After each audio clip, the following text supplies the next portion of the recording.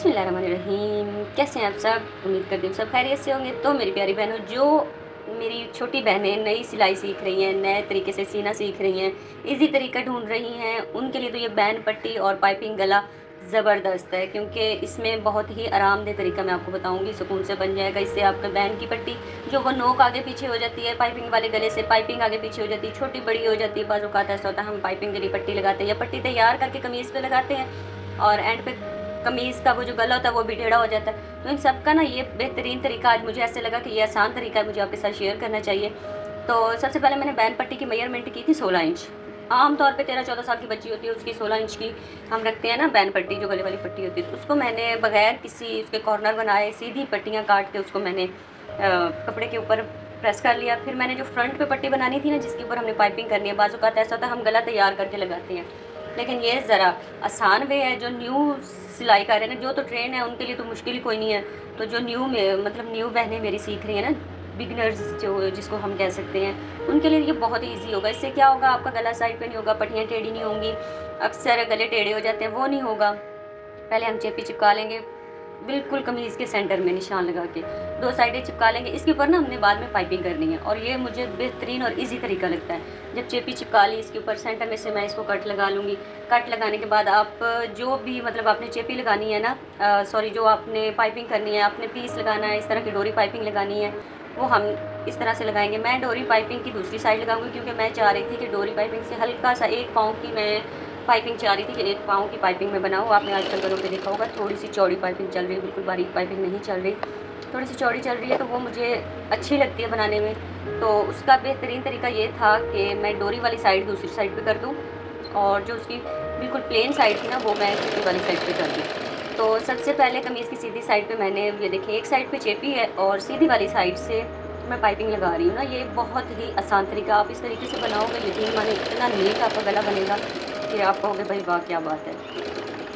तो 1 पाँव के फासले से मैंने चेपी लगा ली। इससे ना तो कपड़ा निकलेगा, अक्सर हम पाइपिंग वाला गला सीते हैं तो हल्की सी खींच पड़ती है कमीज़ को और वो पाइपिंग के वो धागे निकल आते हैं, कमीज़ के धागे निकल आते हैं, सिलाई बिल्कुल अलग हो जाती है। तो इस वाले तरीके से ना तो सिलाई अलग होगी, ना जो हमारी पाइपिंग है वो गले से हटेगी और ये आसान तरीका हो जाएगा। पहले मैंने एक साइड पे लगा लिया और फिर मैं अब दूसरी साइड पे लगा रही हूँ। मैं इसलिए ये आसान तरीका बता रही हूँ ताकि आप एक ही वीडियो देखें, एक गला सीखने के लिए आपको बार बार कोई वीडियो ना देखनी पड़े। और कोई भी चेपी आप लगा रहे हो ना, डोरी पाइपिंग तो हम रूटीन में यूज़ करते हैं ना, तो डोरी वाली साइड हम सीधी साइड पे करते हैं, लेकिन इसमें थोड़ा पाइपिंग हम बड़ी कर रहे हैं ना, इस वजह से मैंने सिर्फ फ्लैट वाली साइड यूज़ की है। जब मैं ये लगा लूँगी पट्टी, इसको अच्छे से मैं मतलब पैक करके इसको प्रेस कर लूँगी। 1/2 इंच के हिसाब से मैं इसका प्रेस करूँगी ना, कि मेरी चेपी अच्छे से दूसरी साइड पे हो जाए। अच्छा, अगर आपसे चेपी सही चिपक नहीं रही और पाइपिंग अच्छे से बैठ नहीं रही, तो आप ना एक गम मिलती है, वो भी आप यूज़ कर सकते हैं। मेरी एक और वीडियो में उस गम का भी है, बल्कि तकरीबन आजकल तो सबको ही पता होता है इस चीज़ के बारे में। और गम अगर इस्तेमाल करेंगे तो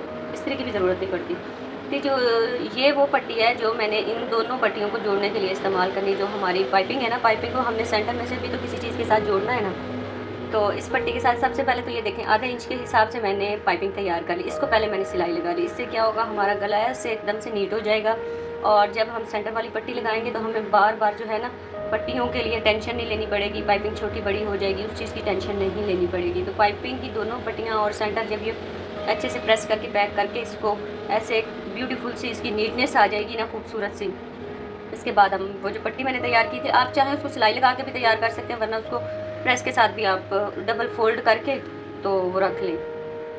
और जब ये तैयार हो जाएगा, इसके बाद फिर मैं आपको बताती हूँ कि आपने गले का निशान लगाना है और गले का आप कितनी लंबाई चाहते हैं ना, वो हम निशान लगा लेंगे। मैं तकरीबन कोई 10 इंच में गैप छोड़ती हूँ, कंधे से लेके नीचे जहाँ तक हमने इसको डीप करना है वो 10 इंच की आप लंबाई छोड़ दें। 10 इंच से ऊपर 8 इंच तक हम ओपन छोड़ देंगे और नीचे हम वो पट्टी लगा लेंगे।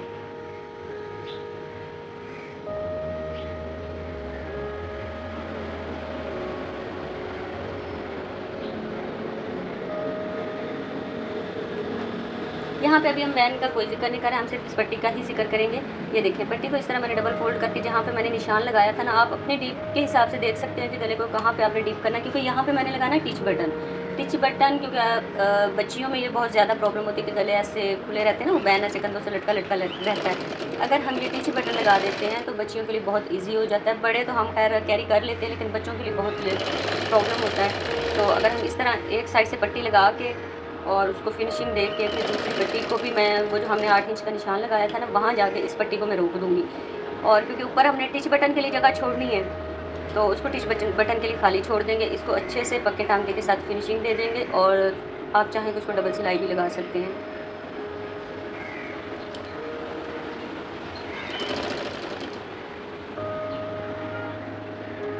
यहाँ पे मैंने इसको एरो का निशान लगाया था और साथ साथ पट्टी रख के ये देखें, इस तरीके से क्या होगा, थोड़ा टाइम आपका लग जाएगा, 5-10 मिनट लग जाएंगे, लेकिन गला बहुत ही नीट बन जाएगा और ऐसे एकदम फिनिशिंग आ जाएगी और सिलाइयाँ भी इसकी मजबूत हो जाएंगी। तो यहाँ पे मैं इस टांके को पक्का कर लूँगी सिलाई मशीन से, बस 1-2 बार आगे पीछे मशीन चला के इस टांके को मैं यहीं पे पक्का करके। तो ये देखिए, ये जो ऊपर का पोर्शन बच गया, यहाँ पे हम टिच लगा लेंगे। टिच बटन लगाने से तो आपको फ़ायदे पता ही हैं क्या फ़ायदे हैं। इसके बाद मैं इसको बैक के साथ जोड़ दूँगी, तो बैक जोड़ लेंगे या पूरे भी चाहे तो आप कमीज़ तैयार कर सकते हैं। बाजू वगैरह मैंने ऑलरेडी तैयार करके रखे हुए हैं।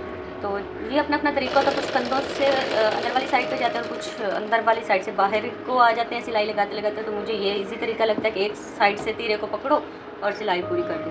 तो इस तरह हमारा गला तैयार हो गया। अब जो बैन पट्टी ली थी ना, बैन पट्टी की मेजरमेंट कर लेंगे और उसको उसके साथ हाफ रख के देख लेंगे। तो मुझे लगता है वो पार्ट मेरे से मिस हो गया, लेकिन चले कोई बात नहीं, आपको समझ आ गई होगी। तो आप ये देख रहे हैं ना, इस मतलब एक हम बैन तैयार करते हैं डबल साइडेड होता है, ठीक हो गया। और एक ये बैन है जिसकी सिर्फ हम एक साइड लगाएंगे और एक साइड के बाद हम इस पर पट्टी लगा देंगे ना।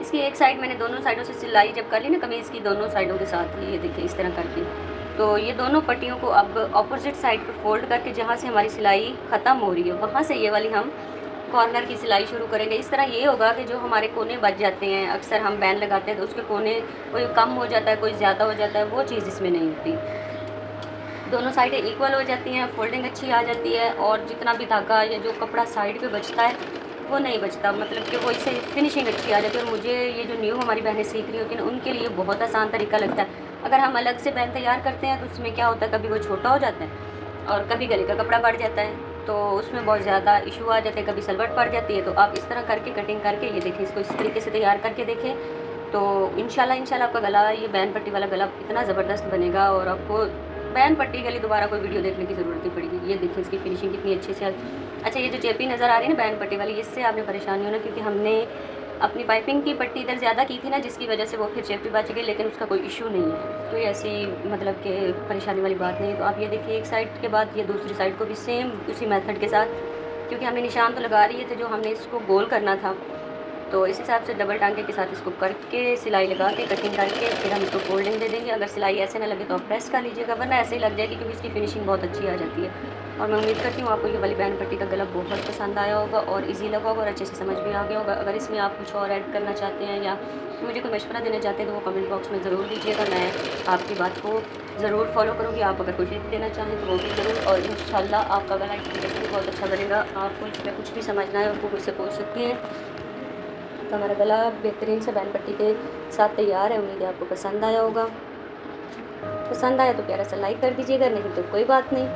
और टिच बटन इस पर लगा लीजिएगा, आप चाहें इस पर बटन लगा सकते हैं, इसको अच्छे तरीके से मॉडिफाई कर सकते हैं। लेकिन क्योंकि मेरे पास सादा कमीज़ है ना, तो मुझे सादा ज़्यादा पसंद है सीज़न के हिसाब से, घर में कैजुअल कपड़े पहनने के हिसाब से। तो वीडियो कैसी लगी कमेंट्स में ज़रूर बताइएगा।